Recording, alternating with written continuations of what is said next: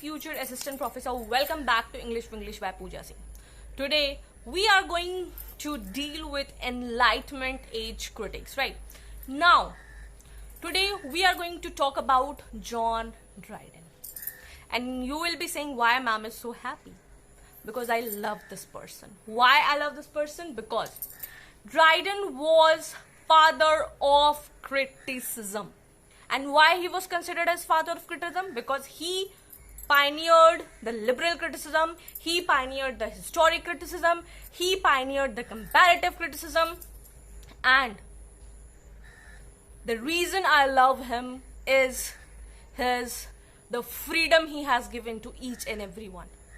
He said that you should write poetry by your own.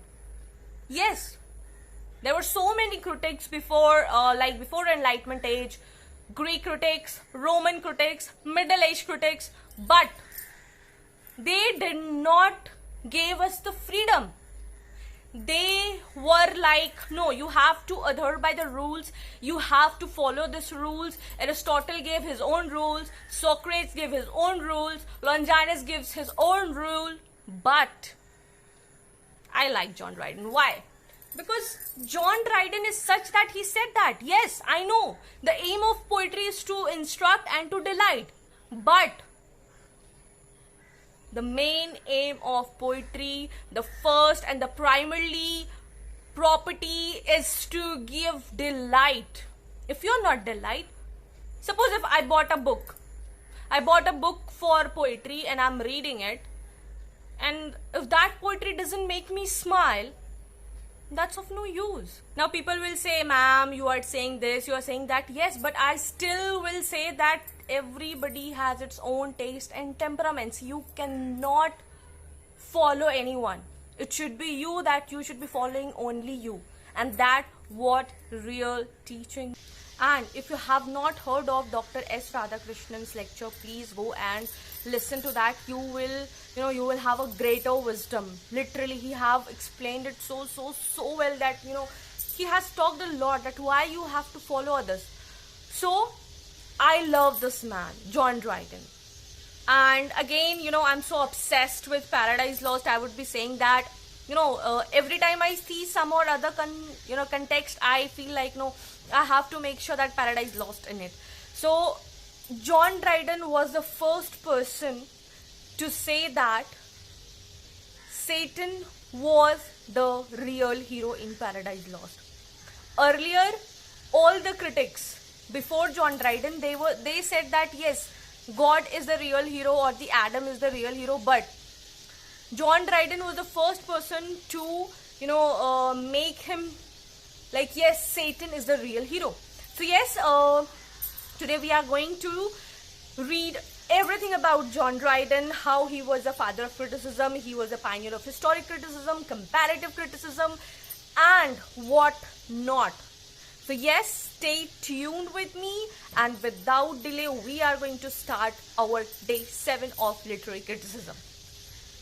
So let's discuss John Dryden. So it is our day 7 of John Dryden, and he is Enlightenment age critic, so you should be knowing. See, he was John Dryden, very handsome guy, and when we talk about why we love him, why I love him, because he gave us the, what he gave? He gave us the freedom to write according to my own wish, okay? So that is why I love him, and that is why he was considered as the father of criticism, because he was the one who gave the practical criticism and analyzed the work of Ben Jonson. So make sure you're making your own note. So whatever I'm telling you, make sure you note it in your copy. That's whatever I'm saying, my dear students, whatever I'm saying, that's very important. Make sure you write this in your copy, because if you will not be writing, you will be missing out on so many points, okay? So he gave us the freedom of own wish, father of criticism, pioneer of historic criticism, pioneer of comparative criticism, and what his motive was? His motive was the aim of poetry should be to delight. Is to delight. This is the main motive. This is the main motive. So make sure you remember these all points, because these are very important one. Okay. Now we are going to move on the historical background. So John Dryden lived from 1631 to 1700 during the Restoration and Enlightenment periods. Okay. So whenever you are reading any critic, make sure you do know about his background, because that's very important. Then only you will understand his background, why he was the man, because he was the man that I love him. There was a time when England saw the revival of classical ideas. What is classical? Whenever you see this word classical, this means Socrates, Plato, Aristotle, Homer, Longinus. Okay. Whenever we see classics, this means this. Okay. So their order, their decorum, their rationality in literature. So John Dryden played a crucial role in what? In shaping modern literary criticism, formalizing the dramatic rules in English theatre. That why you are going to do this. Every age needs to be right in different rules. That you should be understanding. Okay. Now we'll be talking about the major works of John Dryden. Okay. Of dramatic poesy is the most important work. Make sure you read this in detail. Even after I have made this video, you will go by yourself and you will make notes. You will read it again. Okay? You read this again. And if you truly follow me, whatever I am saying, do follow. Okay? Otherwise, it won't be like only watching video and not studying by your own self. See, self-study has no substitute. Okay. So of dramatic poesy, his most important critical works. Okay. And in this work we are going to see the detail. Then the next work is the Preface to Fables in 1700. Then the next important was Preface to the State of Innocence 1677. Then translations of Virgil and Juvenal. And then the plays All for Love, The Indian Emperor, Marriage de Moult. Now, what is Essay of Dramatic Poesy? Very important work by the man. I love him, John Dryden. He's love. Okay?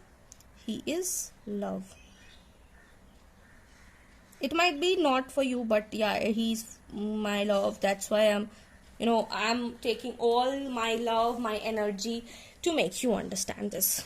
Now, before going to detail with it, I would like to explain you something so that you will understand. Okay, I shall take the last page so that you will understand. Okay, very first thing, in the Essay on the Dramatic Poesy by John Dryden, you need to understand that there are four characters. How many characters? 4 characters who will be engaged in a dialogue.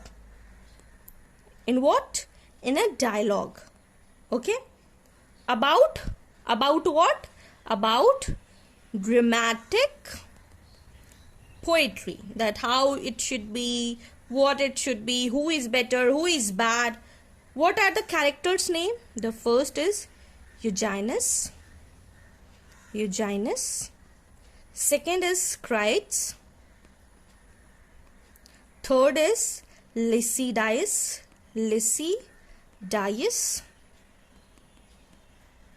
And fourth is Neander. Okay? I hope I made this point clear that these 4 persons are there. These 4 characters are there in the Dramatic of Poesy by John Dryden. 4 characters are there. They are talking in the dialogues. Okay? And what they do, what is the main theme of this? The main theme is that they discuss the merits of what? Merits of ancients versus modern drama. Okay? Modern drama. Then they are also talking about French versus English drama. Okay, then they are also be talking about how you are using of how you use rhyme. Okay, so in this each character they will present their views, so I'll be discussing it with you. So make sure before reading this, before watching this video, or before reading the text by yourself also, make sure you know this thing in detail. Okay, I'll be explaining it once again. Dramatic of poesy, John Dryden, 4 characters, they are talking in dialogues, that is dramatic poetry. Eugenides, Critias, Lycidas, Neander, Merits, and what they are talking about? Ancient versus modern drama, French versus English drama, use of rhyme. So let's get started. Yes. So this is written as a dialogue between 4 characters, told you, on a boat ride on the Thames during the Great Fire of London. While they were discussing, when there was a boat, they were on the boat. I have blue color, I can use blue color. They were on the boat during the Great Fire of London. I have already discussed about it. So yes, there were about 4 people. 4 characters, 1, 2, 3 and 4. Okay, and they are discussing it with you all. Now we'll be talking about Critias. He represents all the ancients. Okay, he believes that classical writers like Sophocles, Aristophanes followed unity, rules and decorum. He claims that moderns, when they are talking about the moderns, means modern age critics, they lack what? They lack discipline. That's a negative term. And they rely on excess. Now I'll be explaining you in simple language what does that mean. The simple meaning is that he says that he is the represent. Represents means he is defending. He is taking side. जैसे हम लोग अपने loved ones का side लेते हैं, like that. Critias love ancient. Okay, so that's why he's taking their side. He's saying that कि जो Sophocles है, एरिस्टोफेन्स है और जो ये है, they are following the unities. ठीक है, जो 3 unities that is given by Aristotle, they are following the unities and they are emphasizing the adherence to that. Like time, what was the unities? Time, place and what? And action. So he says that कि ancient तो तीनों follow कर रहे हैं. They are following time, they are following place, they are following actions. और क्या बोलता है कि, और वो मॉडर्न, बट बोलता है कि मॉडर्न वाले लोग जो हैं they are not following, they lack discipline, they rely on the access. बोलता है कि हम लोग तो, और ये भी बोलता है ये लोग एंशियंट लोग, that we the ancients they follow nature. They are the good imitators. They are the mirror of nature. They are the faithful imitators. That is why they are good. Okay. Now we will move to the next. Now, what Eugenides has to say? Eugenides says he supports modern. Now what? He will be telling all the demerits of ancient. He will be saying all the demerits of ancient. He says that, okay, modern writers have improved upon the ancients in plot construction, in the characterization and language. Now, in the simple language, he says, okay, you say that we are copying ancients and all that, but we have excelled in it, my dear. We have excelled in it. आप जितना अच्छा लिखेंगे उससे ज्यादा हम अच्छा लिख लिए भाई साहब. ठीक है. Ancients lack originality. ये बोला ना कि हम लोग तो कि ये तो ओरिजिनलिटी नहीं लिखते हैं, डिसिप्लिन नहीं है. यूजेनस बोलता है ठीक है, but they just talk about the repetition. अगर आप ठीक है आप नेचर के बारे में बात कर रहे, बट तो आप तो रिपीटिशन के बारे में बात कर रहे हैं ना. You only talk about the Trojan war, Electra complex, Oedipus complex. You don't talk about anything new. right? And but modern writers don't repeat, they talk about new themes. Okay, then he says कि ancient plays जो है they do not follow poetic justice. वो बोलते हैं poetic justice मतलब ये होता है, just a second, spelling गलत हो गया, मिटाने दीजिए. Poetic justice means also called as the poetic irony. I'll be writing in short. It is also called as the poetic irony. What does that means? Poetic irony मतलब ये होता है, it is a literary device. It is a literary device that means where virtue is rewarded and misdeeds are punished. What does that means? This means अगर आप अच्छा कर रहे हैं तो आपको reward दिया जाएगा, you will be rewarded.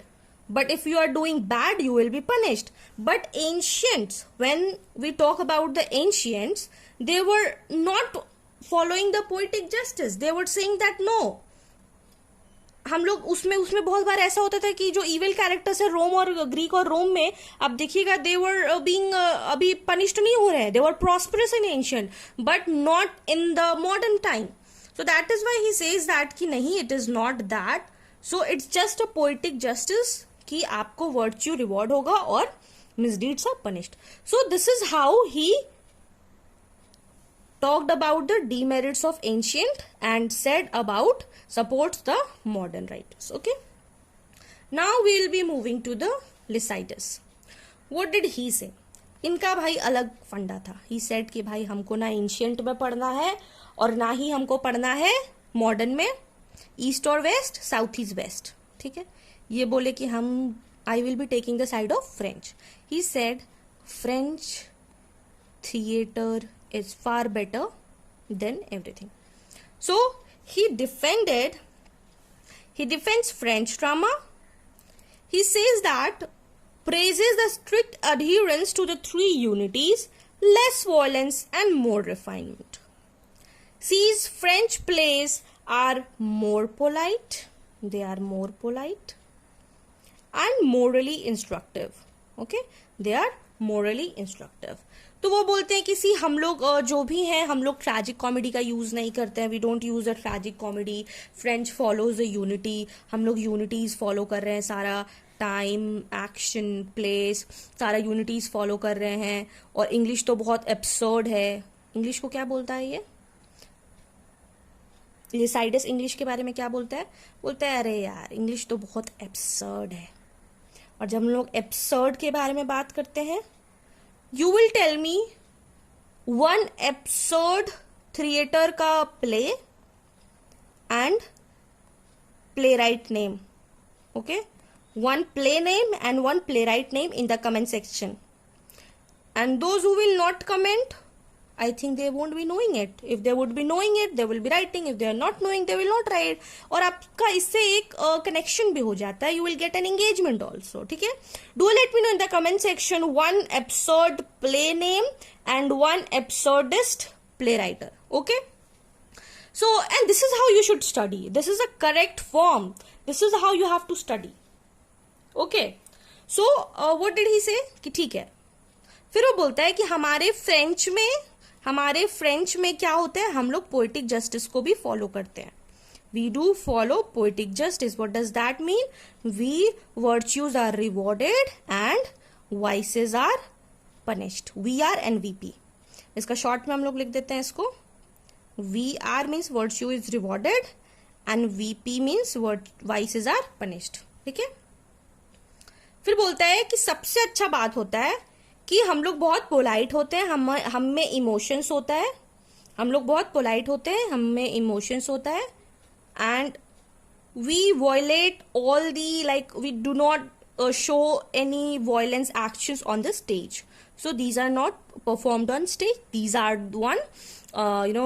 these are performed, these are reported on stage, so like more refinement. Okay, so this is Lycidas, who said good about French theater and did not like any modern or the ancient one. Okay, I hope this is clear. Now we'll be moving to the next. Now we are going to talk about my love. Who is my love? My love is John Dryden. So Neander will be acting, he is himself a John Dryden. So in the perspective of Neander, we'll be seeing John Dryden's views. Okay, he supports English drama and of course Shakespeare. He says Shakespeare may have broken the rules. What rules? The unity rules. But he captured the human nature better than any French or any classical writers, and I cannot agree more than this. Right. He defends the use of rhyme and drama, saying it adds elegance and structure. What does that mean? This means he says that French, they don't imitate lies. So no soul, no emotions. For the French people, for the French drama, he says, you people don't have emotions, you don't copy lies, so no emotions, no life, no soul. Okay, he say that you people lacks emotion and passion. You people lack emotion and you people lack passion. Why? Because they don't have anything. Their dialogues are cold. If you will read any French work, you read Madame Bovary, you read all the classic French, you will not see, I do not mean, it's look tiresome. So tiresome, right? So English does not like listening those long speeches. We are more tend to, believe in the love and the structure and the emotions. So he told about the negative emotions of the French and appraised the English drama. Now we are going to talk about the Dryden's critical views. Since John Dryden is my love, I would be using the red color. What are the Dryden's critical views? Okay. So for English, he says that, he talks about all the merits of English drama. He says that it beautifully blends tragedy and comedy together. That's called tragic comedy. It appeals to emotions and mimics real life. If you'll talk about Shakespeare's King Lear, he beautifully, plotted the subplot is beautifully that reflects the main plot, Gloucester. So, though he is not following the unities, but the subplot is so beautifully drawn that it reflects the main plot. So, it's okay. And it also helps more interesting and prevents depth. It gives a true picture. That's what he's talking about. That even he is not following, even if he is violating the time, place, action, no issues. It's not harming the plot. It's well structured. It gives all the life. It's talk all about the daughters. We give all the emotions. So that's what subplot happens. Right. And he says that, okay, it's okay, tragedy. And he also says that tragedy does not happen in a single day. That is why subplot makes it happens. And he also says that if you are talking about the real life, this is real life. Daughters are do like that. Boys are do like that for the property. But there was one daughter who did not do with that King Lear, and you will be telling that daughter name in the comment section. Do let me know what was the daughter name of King Lear who helped him.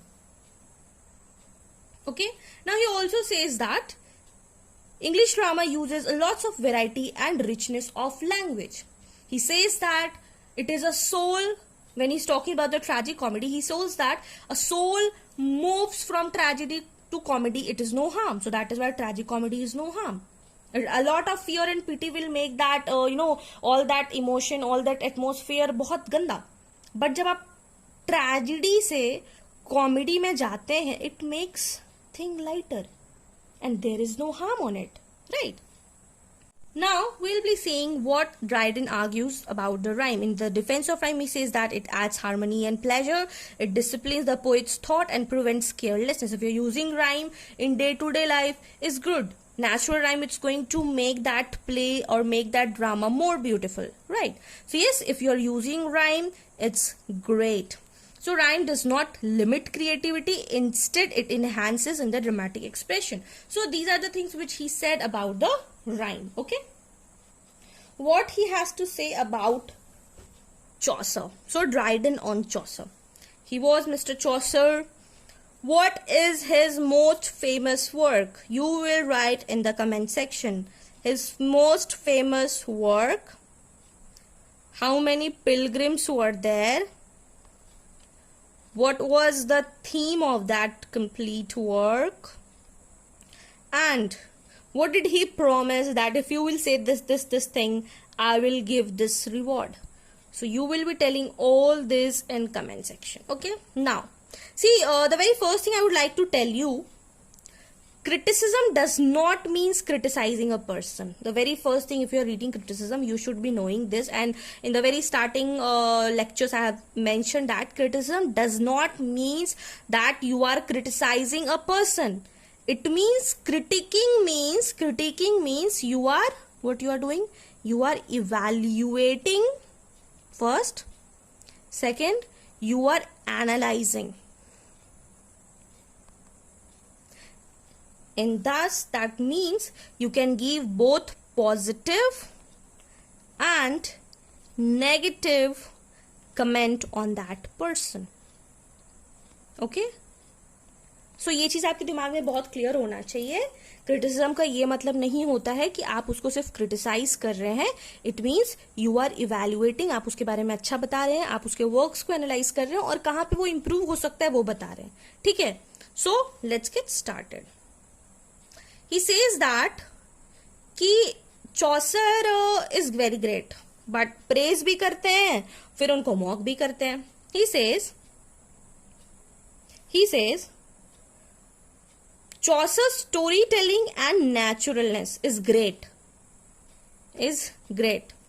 but he criticizes his language for what? For being outdated, since he was writing in Old English. So yeah, that was it. He was not liking. So वही बोलते हैं ना, every person has its own taste and temperaments. तो बहुत लोग होगा कि जिसको चौसर अच्छे लगते होंगे, इनको चौसर अच्छे नहीं लगे. हाँ, ये बोल रहे हैं कि चौसर का मेरे को नेचर अच्छा लगता है, his nature, his natural calmness, his closeness, everything I like, but for the language he says I don't like his language because it is being outdated. Okay, then he also says that he translates the Knight's Tale to make Chaucer accessible to modern writers. Now it makes me laugh. तो अब इसको इतना ज्यादा इसको मतलब क्या बोलते हैं, he took it to the next level that okay, now I have translated this the Knight's Tale so that modern readers do understand this. ठीक है, तो he translated it. Okay, he also says for Dryden that, let me change the color.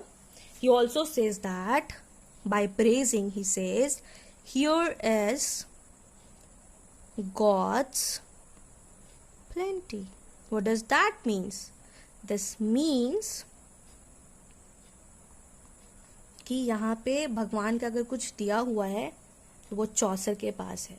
And he says this about Canterbury Tales. Okay, and for the language he just so Dryden just criticized Chaucer for the language, that's all. Otherwise he liked everything about Chaucer. Okay, he was Mr. Handsome Geoffrey Chaucer. So let's move to the Shakespeare. What Dryden has to say about Shakespeare.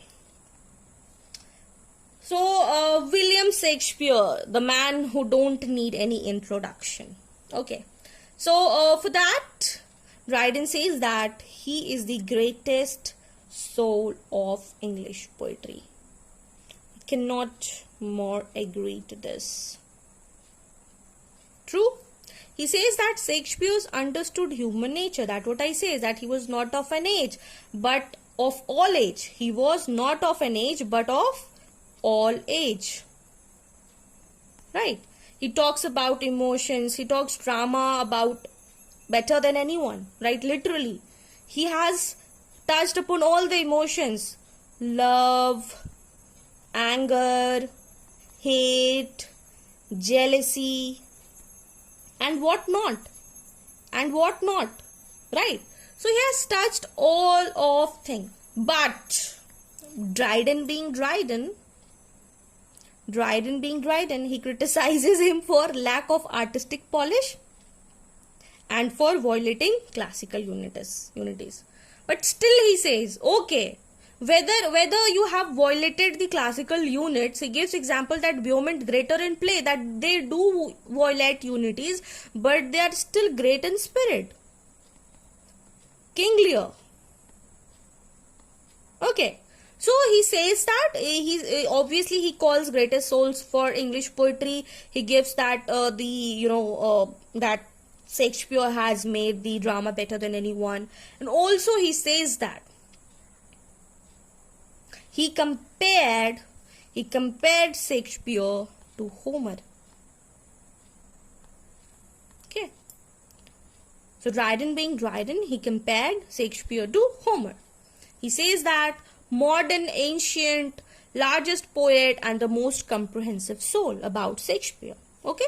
So you have to remember these all points. Now, I have made this chart so that it will be helpful for you. So, he criticizes John Donne, John Dryden, and for William Shakespeare. He talks about that, yes, his positive comments, that nature, natural, calmness, and he talks about that, yes, he's talked about all the about emotions. He talked about the emotions, he talked about the language, he talked about that he has written all the good drama, he talks about his poetry, he confined him about the soul of the English poetry. So yeah, this is it. And for the negative point,